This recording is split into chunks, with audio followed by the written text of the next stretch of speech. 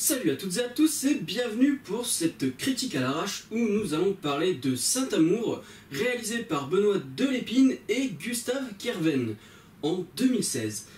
Alors, faut savoir que j'aime beaucoup ce qu'ils font parce qu'ils s'intéressent toujours à des personnages complètement atypiques, des personnages, des Français qu'on a tendance à oublier dans le cinéma. Dans Le Grand Soir, c'était des punks à chiens complètement barges.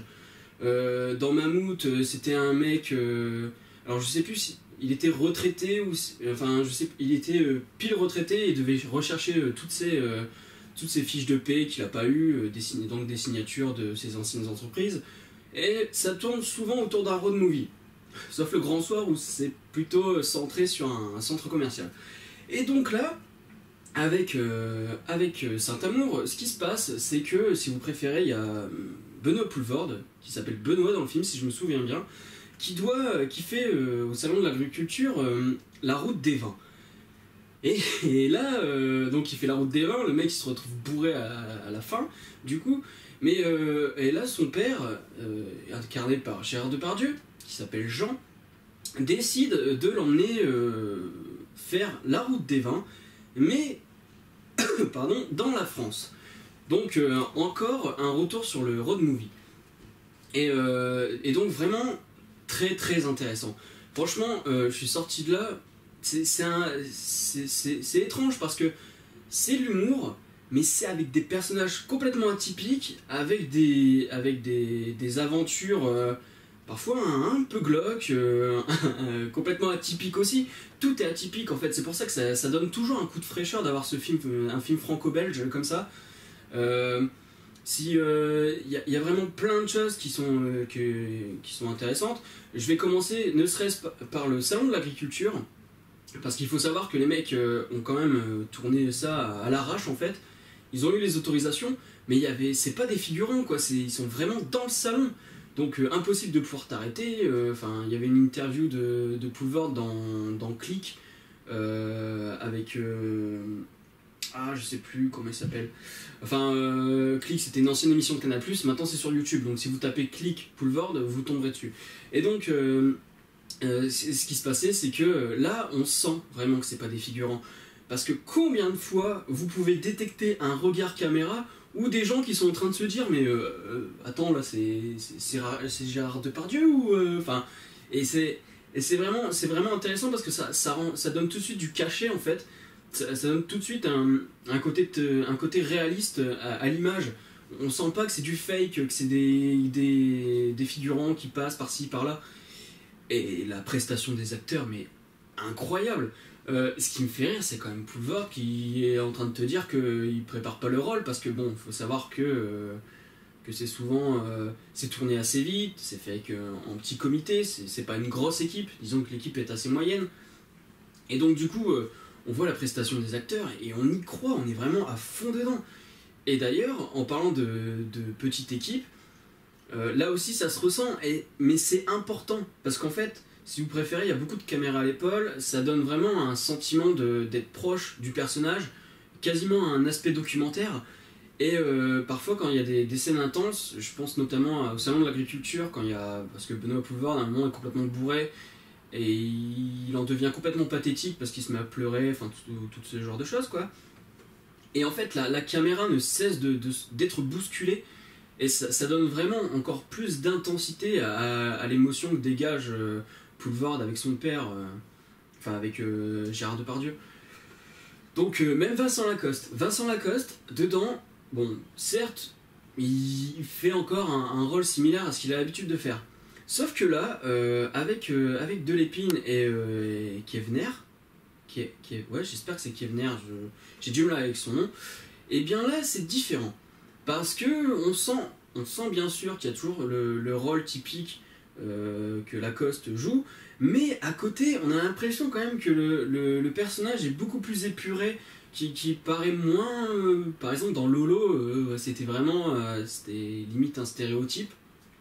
Et là, dans ce film, vraiment, on sent que le personnage a une âme et qu'il est vraiment bien travaillé. Donc, en termes d'authenticité, ce film s'inscrit vraiment bien comme il faut.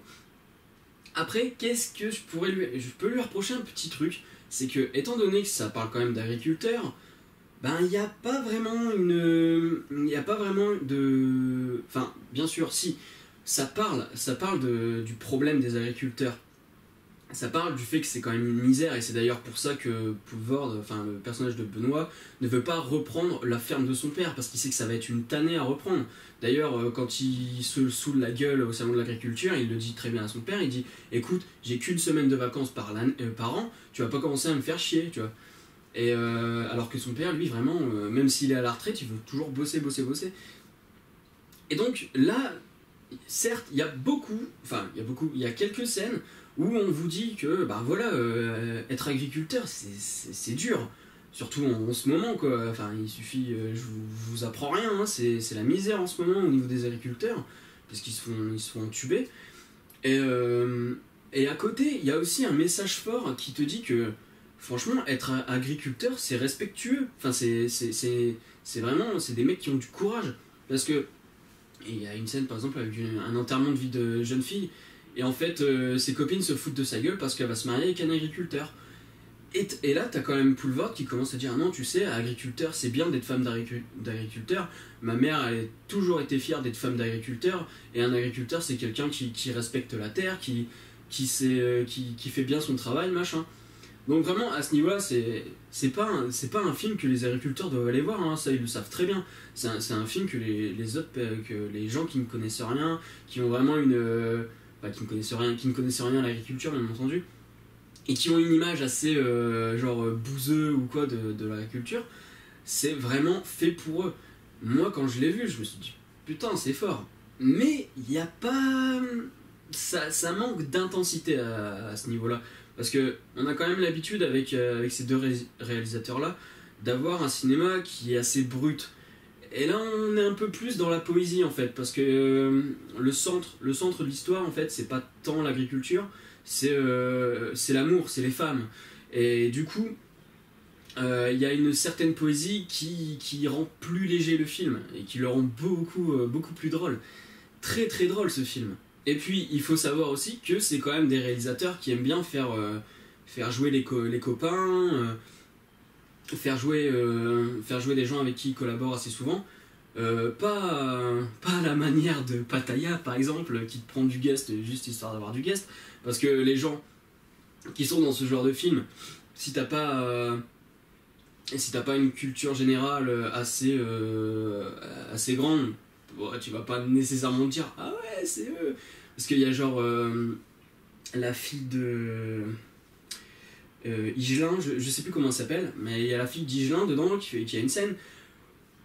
Michel Houellebecq a une de ces scènes, mais je vous jure c'est complètement surréaliste, et c'est ça qui est génial avec ces films, c'est qu'à chaque fois que vous voyez ce qui se passe dans le film, vous dites putain mais c'est vraiment tout ce qu'on vous montre pas au cinéma en fait, c'est ce que vous avez dans le cinéma de ces deux réalisateurs là. Il y a aussi ils aiment bien collaborer avec une plasticienne qui fait un truc assez chelou. Si vous avez vu Mammouth, il me semble que c'est elle, hein, parce que j'ai pas vérifié le cast, mais il me semble que c'est elle, même si elle est pas aussi tarée que dans Mammouth. Dans Mammouth, elle fait la nièce de Gérard Depardieu. La fille complètement starbée qui a des poupées cheloues décapitées machin chez elle. Enfin voilà. Et dedans, elle a encore un rôle, et à chaque fois que Delépine et Kevener, Kevener, je sens, si c'est pas ça, je sens que je vais me faire insulter dans les commentaires. Bref, quand on voit ce qu'ils font avec leurs personnages, avec leurs amis, ça rend vraiment des choses drôles, et on sent que s'ils collaborent avec eux, c'est parce qu'ils savent très bien qu'ils vont pas avoir besoin de les diriger, parce qu'ils savent où ça va aller. Oui, désolé, trou de mémoire, il y a une nouvelle collaboration qui là, mais est juste sensationnelle. C'est transcendant, parce que ça correspond totalement à l'image du film. C'est la musique de Sébastien Tellier. Alors Sébastien Tellier, il a été connu à l'Eurovision, mais ce qu'il a fait à l'Eurovision, ça n'a rien à voir avec le reste de son travail. Si vous écoutez l'album, c'était Mon Dieu est bleu, je crois, et dedans par exemple vous écoutez Pépito Bleu, mais c'est des musiques mais complètement folles. C'est à la fois futuriste, perché, enfin, c'est vraiment génial. Et là, ce qu'il a composé pour le film, ça accompagne tellement bien. Et vous êtes là dès le début, vous avez la musique avec le générique d'ailleurs. Dans le générique, ils filment les vaches et ils vont jusqu'à filmer des coups de taureau comasses. Enfin, ça vous montre un peu. Enfin, c'est les mecs de Groland, hein, faut pas non plus. Enfin, c'est pas étonnant. Et donc la musique, elle accompagne super bien. Et elle vous entraîne dans cet univers et vous n'en sortez plus. Moi, franchement, je suis resté dedans, mais jusqu'au bout. Il y a un couple de jeunes, parce que oui, il y avait que des vieux dans la salle. Et le couple de jeunes qui avait à peu près mon âge est parti au milieu du film. Je crois que quand ils sont allés le voir, ils pensaient voir une comédie banale et ils se sont dit putain, c'est bizarre ce qu'on regarde là. Et c'est ça qui est intéressant, c'est que c'est toujours de la comédie, mais de la comédie dramatique avec de la tendresse. C'est tendre, c'est drôle, c'est tragique. Il y a toujours plein de choses intéressantes. Et toutes les situations ne sont pas banales. Et c'est peut-être ça qui permet de bousculer le spectateur. C'est que c'est jamais normatif, c'est jamais encadré dans une case. C'est toujours des trucs qui partent comme ci, comme ça. Que tu t'attends, tu sais toujours que quand ils vont rencontrer un personnage, il va se passer un truc de malade. Mais tu sais jamais ce que ça va être. Tu te dis, je sais qu'il va se passer un truc, mais tu sais pas ce que ça va être. Et du coup, tu rentres dans le film, t'es toujours dedans. Et donc voilà, Saint-Amour, c'est un film vrai, c'est un film authentique. C'est un film qui vous montre ce que c'est la France en dehors de tout ce qu'on vous montre habituellement dans le cinéma. C'est la France marginale, c'est la France oubliée. Bah voilà, moi c'est un peu la... Ça fait très patriotique ce que je dis, mais moi c'est la France que j'aime, ça. C'est les mecs complètement starbés, complètement marginaux, que tu rencontres dans la rue, avec qui tu peux discuter des heures, et qui peuvent t'embarquer dans des trucs de malade. Pour vous dire, moi ça m'est déjà arrivé ce genre de choses. Ça m'est déjà arrivé de me retrouver avec des mecs complètement marginaux, et de me retrouver dans des états pas possibles, et d'avoir une ouverture d'esprit qui fait que tu vois plus les choses de la même manière. Et donc, là, vraiment, ce film, c'est fait pour ça. C'est fait pour te montrer que ce qu'on te montre habituellement, ce qu'on peut te montrer aussi dans les médias, tout ça, enfin, tout ce qu'on te montre de manière formatée, et ben, c'est pas nécessairement ça, la vie. C'est aussi ces mecs-là qu'on oublie, ce punk à chien qu'on oublie dans Le Grand Soir, ce retraité qui est un peu limité en termes de moralité, tout ça, enfin qui est limité en termes d'éducation, et qui va faire un road movie. C'est ces mecs là, ces agriculteurs sur qui je prends un exemple simple. De toute façon, les agriculteurs, c'est comme n'importe quel manifestant. À chaque fois, les médias vous montrent quelque chose. Par exemple, Air France, on vous a juste montré une chose, parce qu'on n'a pas parlé des 2900 licenciements, enfin c'était 2900 je crois, on vous a pas parlé de ça. Enfin, on vous en a parlé genre 2 jours, et après, dès qu'il y a une chemise arrachée, sous prétexte que oh, c'est pas bien, mais les mecs sont vénères, donc c'est un peu. Moi je les comprends. Et sous prétexte, voilà, il y a une chemise arrachée, et on en a parlé pendant 2 semaines. Le tout pour éclipser le vrai problème. Et c'est ce qui arrive aussi avec les agriculteurs.